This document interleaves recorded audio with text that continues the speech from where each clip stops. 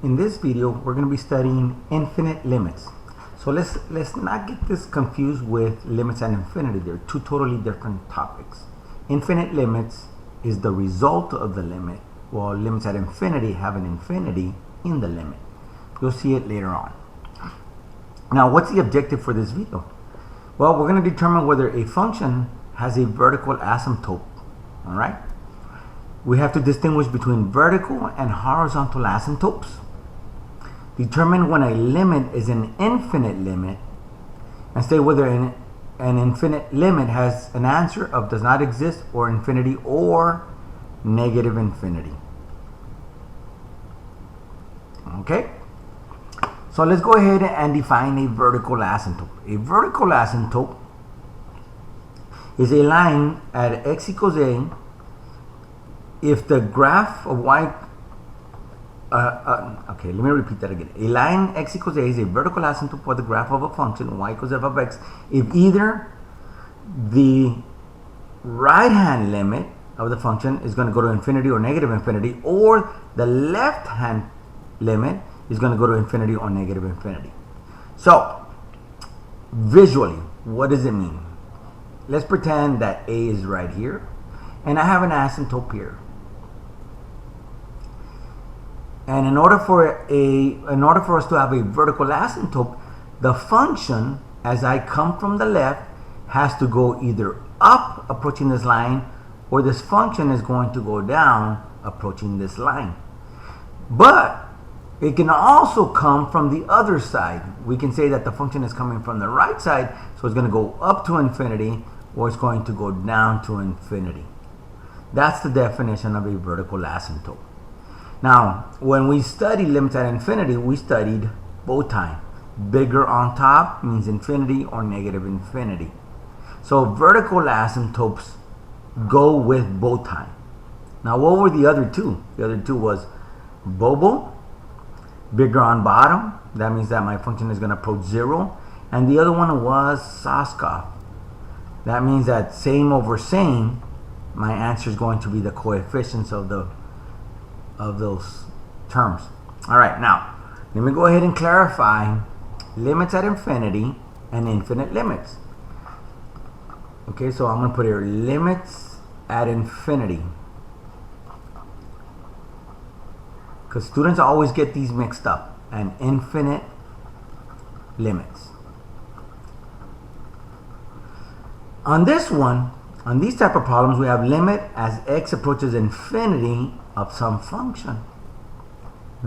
If you notice very clearly here, the infinity is actually inside the problem right here. So you'll see the infinity in the actual problem. Over here at infinite limits, you're going to have the limit as x approaches some number here of a function, but my answer is going to be infinity or negative infinity. So in this case, the infinity is the solution of the limit problem. All right, so let's go ahead and try to compare the two asymptotes. We're going to have the horizontal asymptote and we're going to have the vertical asymptote. The horizontal asymptote is going to be a limit at infinity problem, while vertical asymptotes are going to be infinite answer, so there's going to be an infinite limit. So those are the two types of problems that we're going to have. Okay, so let's go ahead and do some examples here. Let's go ahead and find asymptotes. This says state all the asymptotes for the following functions.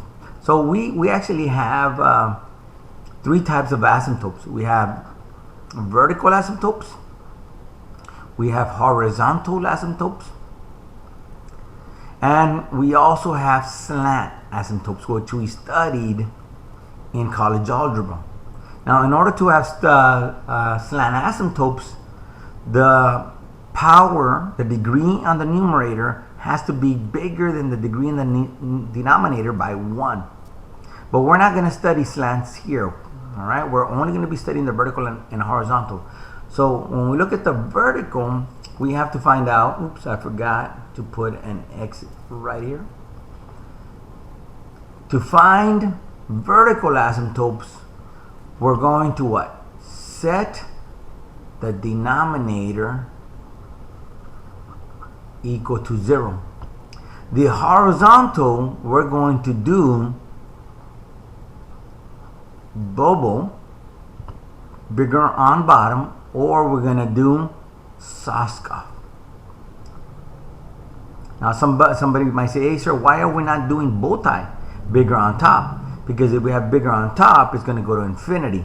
It's not going to have a horizontal asymptote. So right here, I'm going to notice that I have 8x minus 2 over 10x minus 5. So to find the vertical, we're going to set the denominator equal to 0. So 10x minus 5 is going to equal to 0. That means that 10x is going to equal to 5. I divide by 10, I divide by 10, so x is going to be equal to 1/2.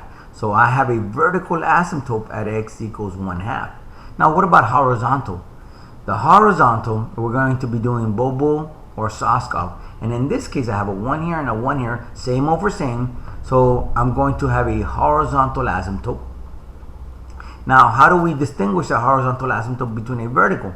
On a vertical, we're going to go x equals. While on a horizontal, we're going to go y equals 1/2. All right? So that is example number 1. Let's go ahead and look at example number 2. On example number 2, how do I find the vertical? Well, the vertical is what gives me 0 in the denominator. So x equals 4 and x equals -5 are vertical asymptotes. Now on horizontal, if I was to distribute, I would end up getting x squared plus x minus 12 all over x squared plus x minus 20. And remember that in this case, we look at the degree on top, which is a 2, and the degree on the bottom, which is 2. We always look at the one with the biggest power. And it's the same over same. So because it's same over same, we look at the coefficient. The coefficient here is 1. The coefficient here is 1. So that means that I have a horizontal asymptote at y equals 1. And that takes care of example number 2. Now we do example number 3. On example number 3 here, we have a vertical. Let's try to find the vertical asymptotes. The vertical asymptotes are going to exist at 5x minus 2 equal to 0. So when I add 2 to both sides, I'm going to be left with 5x is equal to 2. I divide by 5, I divide by 5. That means that I have a vertical at x equals 2/5. Now what about the horizontal? The horizontal, I look at the biggest degree on top. So let me rewrite the problem. X over 5x minus 2. My degree here is 1 and the degree in the denominator is 1. So that means same over same. It's going to be the coefficient. So I'm going to have a horizontal asymptote at 1/5. Let's continue.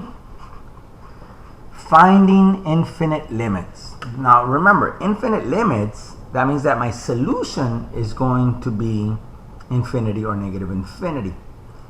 So I'm going to have this first problem and I'm going to be approaching 2. My function. So what is the law of limits? In another video, we went in and we did right-handed limits. So I plug it in. We're going to substitute algebraic. We're going to substitute. So that means that I'm going to have -2 over 2 squared minus 4. That's going to give me -2 over 4 minus 4. That's going to give me -2 over 0. Wait a minute. In mathematics, we cannot divide by 0. That does not exist. So this answer is does not exist. But the question is it going to be does not exist, infinity or negative infinity? So what we're going to do is we're going to figure out the left-hand limit and the right-hand limit. So we're going to be doing the limit of the function as x approaches 2 from the left. So what do we do when we're trying to approach 2 from the left? We pick a number to the left of 2 that's close to 2. So I'm going to say 1.99. So I'm going to have -2 over 1.999 squared minus 4. And this here is going to be a number smaller than 4. So when I subtract 4, I'm going to get a negative on the bottom, and I have a negative on top. That's going to give me infinity. So the left hand limit is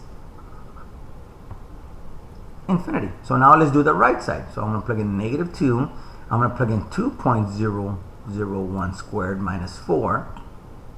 So when I plug that in, guess what I'm going to get? I'm going to end up with negative 2 over, and in this case I'm going to have what is it?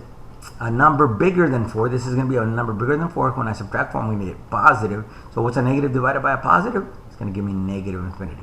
So the limit of my function as x approaches 2 from the right side will be negative infinity. Now, since the left hand and the right hand are different values, what does that mean? That means that the only acceptable answer is does not exist. All right.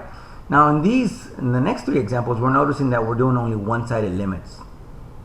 So in this case, it tells me to pick a number on the left side of 5, but close to 5. So I'm going to pick 4.99. And in this case, I remember, like I said, we don't really need to know if it's the numerical value. We just need to know its sign. So on top I have positive. On the bottom, I'm going to have 4.99 minus 5 is going to be negative. A positive divided by negative, that means it's going to go to negative infinity. So my infinite limit, if you notice, I do have infinity in my solution. My answer is negative infinity. All right, and in this scenario, I'm going to pick a number to the right of negative 3. So on this one, I like to draw a number line. Here's negative 3, and they want a number on the right side. Here's a number on the right side. So here is negative 2, and some students will always make that mistake. They'll put negative 2 on the left side, and remember that on negatives it does the opposite.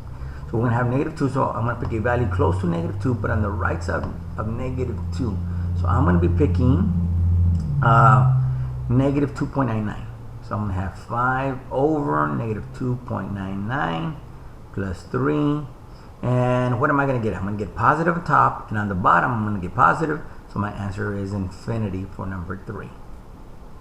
Okay, let's go ahead and look at number 4. They want, here's another negative, so let's plug in the negative here, but they want one on the left side, so I'm going to pick one right here. So I'm going to have negative 7, but in this case, guys, you need to be very careful because you also have to plug it in on top. Okay, so I'm going to plug in a negative 4.001, and on the bottom I'm going to have negative 4.001 plus 4, and on top I'm going to end up with a negative, and on the bottom I'm going to end up with a negative. Negative divided by negative is a positive infinity. And that concludes our video for infinite limits.